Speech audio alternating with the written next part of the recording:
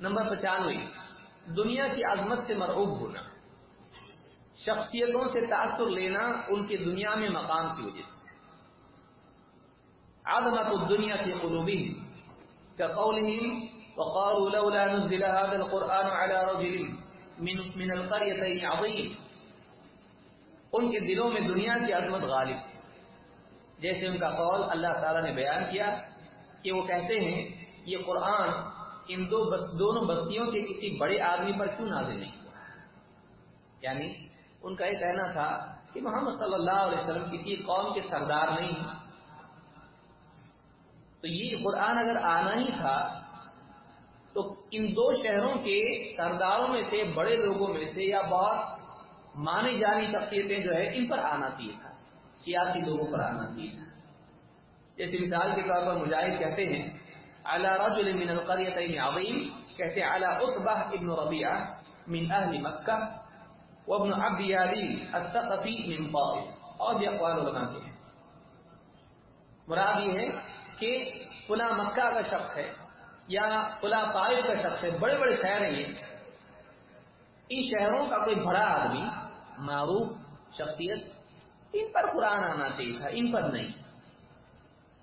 چونکہ ان کے دلوں میں دنیا کی عظمتیں اور دنیاوی شخصیات، ان کی عظمتیں زیادہ تھیں، لہذا اس وجہ سے وہ یہ سمجھتے تھے کہ نہیں، قرآن آیا تو ان پر آنا چاہیے تھا، اگر ان کی طرف سے آتا تو ہم مان لیتے۔ آج بھی دنیا میں انسان یہ کرتا ہے، فلاں شخص نہیں مانتا اس کا مطلب یہ غلط ہے، اگر وہ آدمی مانتا تو یہ صحیح ہوتا ہے۔ کسی شخصیت کی وجہ سے رکے رہنا حق کی قبولیت ہے، کہ کوئی بڑی شخصیت اگر نہیں مان رہی تو یہ غلط ہے، ہاں بڑی شخصیت اگر مان رہی ہے تو یہ صحیح ہے، یہ کوئی اصول نہیں ہے۔ اس لیے کہ حق کے ماننے والے اکثر کمزور ہوتے ہیں، کیونکہ ان کو کہیں سے اترنا نہیں پڑتا ہے، ان کو سریا سے نیچے نہیں آنا پڑتا ہے، تب چھوڑنا نہیں پڑتا ہے۔ وہ زمین والے لوگ ہوتے ہیں، فوراً اٹھ کے حق قبول کر لیتے ہیں، حق ان کو مزید اور رفعت دیتا ہے۔ لیکن جو اونچائی پر بیٹھے ہوئے ہوں، حق قبول کرنے کے لیے اپنی اونچائی کو کھونا نہیں چاہتے ہیں، جھکنا نہیں چاہتے ہیں، لہذا وہ حق قبول نہیں کرتے ہیں، اور ان کو دیکھ کے بعد وہ قبول نہیں کرتے ہیں کہ یہ بڑے لوگ نہیں مان رہے کا مطلب یہ چیز صحیح نہیں ہے۔ یہ جاہلیت کی مینٹالٹی ہے، یہ جاہلیت کی سوچ ہے کہ بڑی دنیاوی شخصیتوں کی بنیاد پر حق اور باطل کا فیصلہ کرنا ہے۔ نمبر 96، اللہ کے فیصلے پر تنقید، جو پچھلی چیز سے جڑی ہوئی ہے۔ اللہ پر اپنی التحکم علی اللہ کما فی الآیۃ السابقہ، اللہ پر اپنی بات جتانا جیسا کہ پچھلی آیت میں مذکور ہے۔ یعنی انہوں نے کیا کہا کہ ان دو بڑے شہروں میں سے کسی بڑی شخصیت پر یہ قرآن کیوں نہیں آیا؟ یعنی تم اللہ کو مشورہ دو گے، اللہ تم سے پوچھ کے بھیجے گا قرآن کس پہ نازل کرنا ہے، اور تمہاری عجیب دادا گیری ہے کہ فلاں پہ نہیں فلاں پہ آنا چاہیے۔ یعنی اللہ کے فیصلوں میں بھی تم مشیر بنو گے، تم ضد کرو گے کہ اس پہ نہیں اس پہ آنا چاہیے، تو اللہ پر تحکم بھی جاہلیت سے ہے۔ اللہ نے ایسا نہیں، ایسا کرنا چاہیے تھا، اللہ نے جیسا کیا آپ اس میں اپنی طرف سے مشورے دیں گے اور اللہ کے فیصلے کو غلط بتائیں گے، یہ بھی جاہلیت ہے۔ جیسے مثال کے طور پر مشرکین کے کئی اقوال قرآن میں آپ کو ملیں گے، جیسے وقال الذين لا يعلمون لولا يكلمنا الله او تأتينا آية، کفر کرنے والے کہتے ہیں اللہ ڈائریکٹلی ہم سے کیوں بات نہیں کرتا، ان سے ہی کیوں، اور یہ آپ کچھ نشانی کیوں نہیں لاتے، عجیب کچھ تو لانا چاہیے، سونے کا تخت لے آئیں یا کوئی باغ لے آئیں یا آسمان سے فرشتہ اتار لیں، کچھ بھی اس طرح سے، جیسی ہماری ڈیمانڈ ہے آپ ڈیمانڈ پوری کرو ہم مانیں گے۔ تو اللہ کے فیصلوں پر تحکم، اللہ نے ایسا نہیں ایسا کرنا چاہیے، حق ایسا نہیں ایسا ہونا چاہیے، یا جیسے کہتے تھے یہ سورہ البقرہ کی آیت، یا جیسے سورہ انعام میں فرمایا وقالوا لولا انزل علیہ ملک، اس پہ فرشتہ کیوں نازل نہیں ہوتا، یعنی اس کے ساتھ فرشتہ ہم کو دکھنا چاہیے، یہ فرشتے کے ساتھ چل رہا ہو اور سب کو دعوت دے رہا ہو، فرشتہ اس کی سیکیورٹی کر رہا ہو اس نبی کی، تب جا کے ہم مانیں ہاں فرشتہ ساتھ میں، مطلب یہ نبی تو فرشتہ کیوں نہیں اس کے ساتھ میں۔ تو آپ جیسی ڈیمانڈ کرو گے، آپ کی کنڈیشن پوری کرے گا اللہ تعالیٰ، اللہ تمہارا محتاج ہے، دین تمہارا محتاج ہے، اللہ تعالیٰ تمہاری چاہتے پوری کرے، یا جیسے مثلا اللہ نے فرمایا وقال الذين كفروا لولا نزل عليه القرآن جملة واحدة، کفر کرنے والے کہتے ہیں کہ قرآن تھوڑا تھوڑا کر کے ان پہ کیوں آتا ہے، ایک ساتھ پورا کیوں نہیں آتا؟ ایک ساتھ آنا چاہیے قرآن، یہ تھوڑا آتا ہے، کبھی دن میں آتا ہے، کبھی رات میں، کبھی سفر میں، کبھی حضر میں، کبھی کچھ آئے میں، کبھی پوری صورت آتی، یہ سمجھ میں نہیں آ رہا ہمارے، ایک ساتھ آنا چاہیے، کیا فرق کیا پڑتا ہے؟ حق کا ایک حصہ آئے یا پوری کتاب آ جائے، بجائے اس کے کہ معنی اس کے نزول کے طریقے پر اعتراض کرنا، ایسے کیوں؟ تو بعض اوقات لوگوں کا مزاج ایسا ہوتا ہے کہ وہ حق کو اپنے میزان اور اپنے طریقے سے ماننے کی بات کرتے ہیں، ایسا ہوگا تو ہم مانیں گے، فلاں خاندان میں اگر چین میں ہوتا نبی تو ہم مانتے، لیکن عرب کیسے ہم نہیں مانیں گے، یا یہ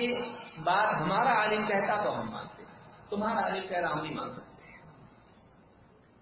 حق کے لیے اپنی شرطیں لگانا، بلکہ اللہ تعالی پر فیصلہ کرنا کہ اللہ نے ایسا نہیں، ایسا کرنا چاہیے تھا۔ نعوذ باللہ، یہ اللہ سے زیادہ علم حکمت والا ہے، یہ اللہ کے فیصلے میں عیب نکالنا ہے، اللہ کے انتخاب کو رد کرنا ہے۔ لہٰذا یہ بھی جاہلیت ہے کہ انسان، بہت سارے لوگ کہتے ہیں اپنے دین میں ایسا ہونا چاہیے تھا، یہ نہیں ہوا تھا تو کتنا اچھا ہوتا، میوزک حلال ہوتا تو کتنا اچھا ہوتا ہے، میں غزلیں سنتا ہے، اچھی بات ہے، میں تو قوالی سنتا ہوں، حلال ہونا چاہیے تھا۔ تو اب یہ ساری چیزیں بھی ویسی ہیں، اللہ نے جب حرام کیا تو حرام، وہ برا ہے اس لیے تو حرام کیا اللہ نے۔ اب تو یہ کہہ رہا کہ ایسا نہیں ہونا چاہیے تھا، اسلام میں 5 وقت کی نماز فجر کی تو نہیں ہونا چاہیے تھا، میرا دل تو یہ کہتا ہے،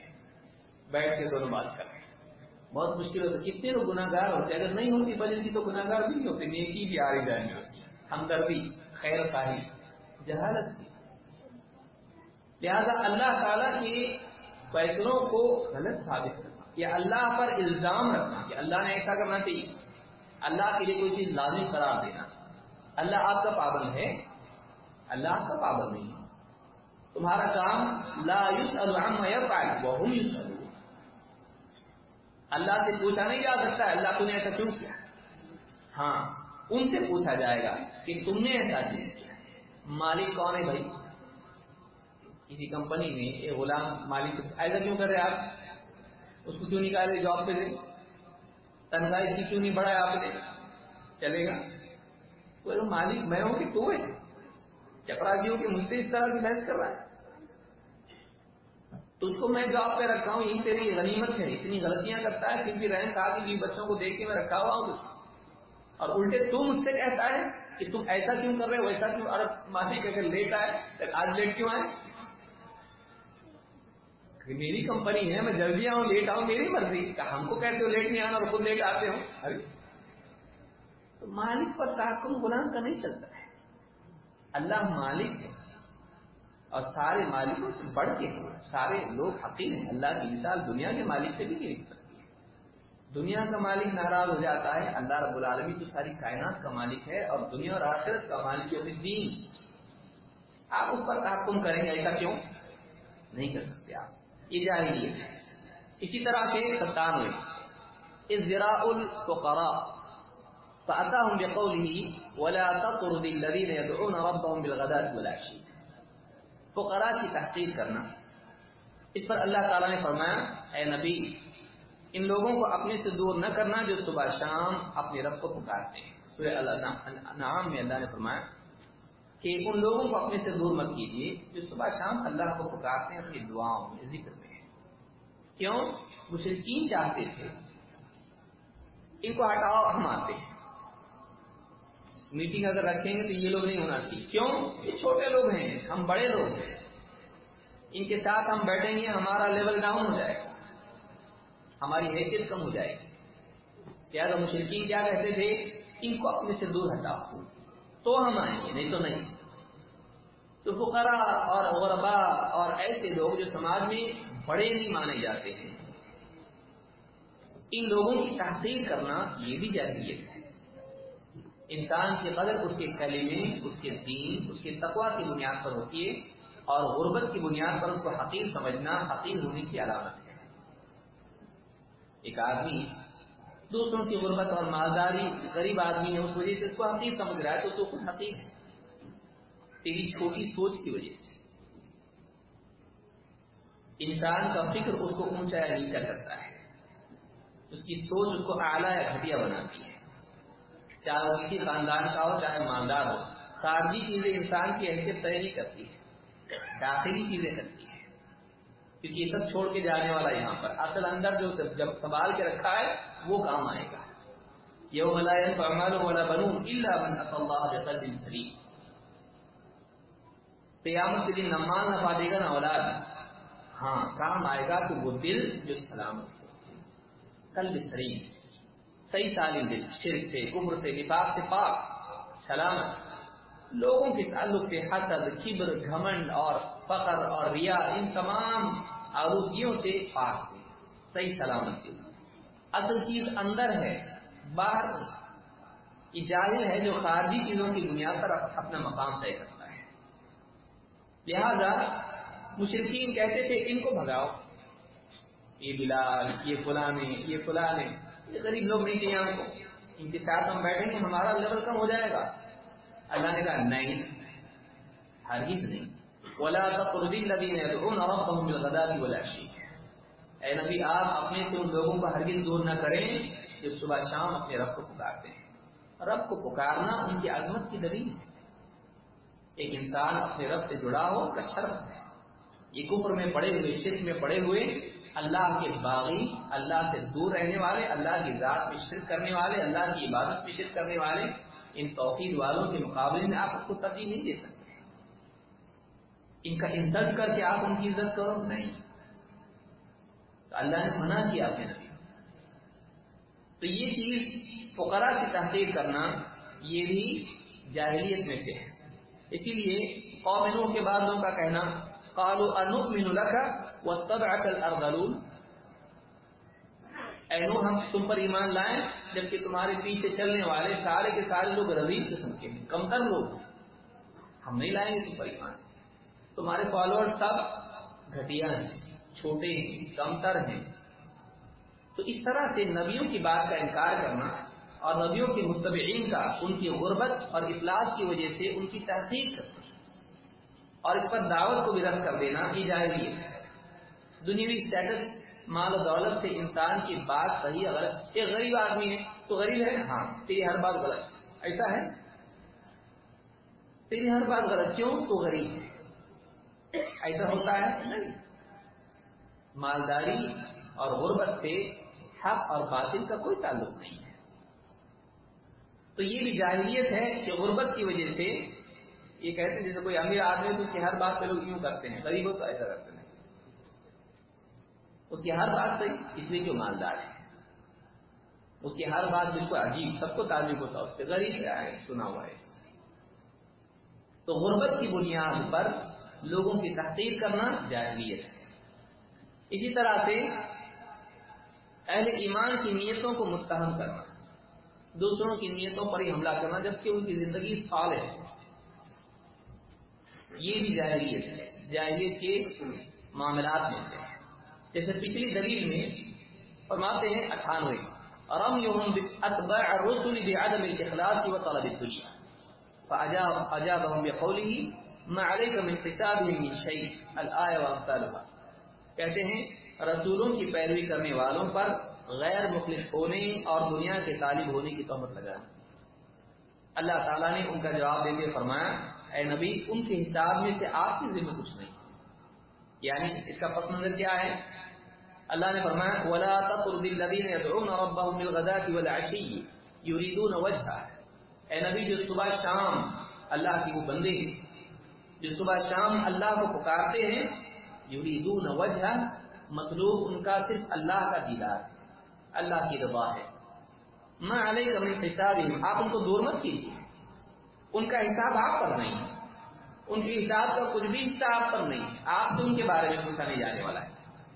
وما من حسابک علیہم من شیء، نہ آپ کا حساب ان سے لیا جائے گا، ہر ایک اپنے اپنے اعمال کا ذمہ دار ہے۔ فتطردہم فتکون من الظالمین، اگر ان کی باتوں میں آ کر آپ نے ان کو دھتکار دیا تو آپ ظالموں میں سے ہو جاؤ گے۔ غریب اور کمزور صحابہ ایسے جن کی کوئی قبیلے نہیں، طاقت نہیں، ایسے لوگ آپ صلی اللہ علیہ وسلم کے پاس بیٹھتے اور آپ کے علم سے فائدہ اٹھاتے، آپ کے لیے اپنے اوقات، اپنی جان لٹانے کے لیے تیار تھے، دین کے لیے ہر قسم کی تکلیف اٹھاتے تھے۔ اور بڑے بڑے لوگوں نے کہا کہ ان کو ہٹاؤ، اللہ نے کہا نہیں، یہ اللہ کے لیے آپ کے ساتھ جڑے ہیں، تو آپ سے کچھ ملتا تھوڑی نہ ہے۔ لیکن وہ لوگ کیا کہتے تھے؟ نہیں، ان کی نیتیں خراب تھیں، یہ غلط نیت سے آپ کو کچھ پانے کے لیے آپ کے ساتھ ہو گئے، ان کو آپ سے کوئی مطلب نہیں ہے، ان کو دنیا مل جائے اس لیے آپ کے پیچھے پڑ گئے۔ تو ان کی نیتوں پر وہ حملہ کرتے تھے۔ جیسے مثال کے طور پر اللہ تعالیٰ فرمایا فقال الملأ الذين كفروا من قومه ما هذا الا بشر مثلكم يريد ان يتفضل عليكم، داعی پر بھی اعتراض کرنا،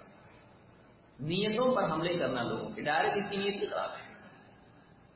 تو کہتے ہیں یہ تو بس ایک انسان ہے اور چاہتا ہی ہے کہ تم پر اپنی فضیلت جتائے۔ انبیاء کے بارے میں اکثر لوگ یہی کہتے آئے، فوراً لوگوں کی نیت پر حملہ کرنا ہے۔ جیسے آج بھی اگر کوئی آدمی لوگوں کو کہے بھائی اللہ کی عبادت کرو، اولیاء کی نہیں، اور ائمہ کا احترام کرو لیکن اتباع رسول کی کرو، ان سے استفادہ کرو لیکن سنت سب پر مقدم، کہتے یہودیوں کے ایجنٹ ہے، یہ چاہتے ہیں کہ امت میں اختلاف پیدا کرے۔ دل پھاڑ کے دیکھ لیا نیت کیا ہے، ان کی عزائم ان کے کیا ہے، کیسے معلوم پڑا؟ نبی سے جوڑ رہے اور کہتا ہے کہ یہودیوں کا ایجنٹ ہے، کوئی یہودی جوڑتا ہے نبی سے؟ تو اس طرح سے اہل حق کی نیتوں پر حملے کرنا ہے اور اس کو غلط بدگمانی اور مفاد پرستی انسان کو یہاں تک لے آتی ہے کہ وہ دوسروں کی نیتوں کے بارے میں بھی غلط فیصلے اور حملے کرنے لگتا ہے، یہ بھی جاہلیت ہے۔ اسی طرح سے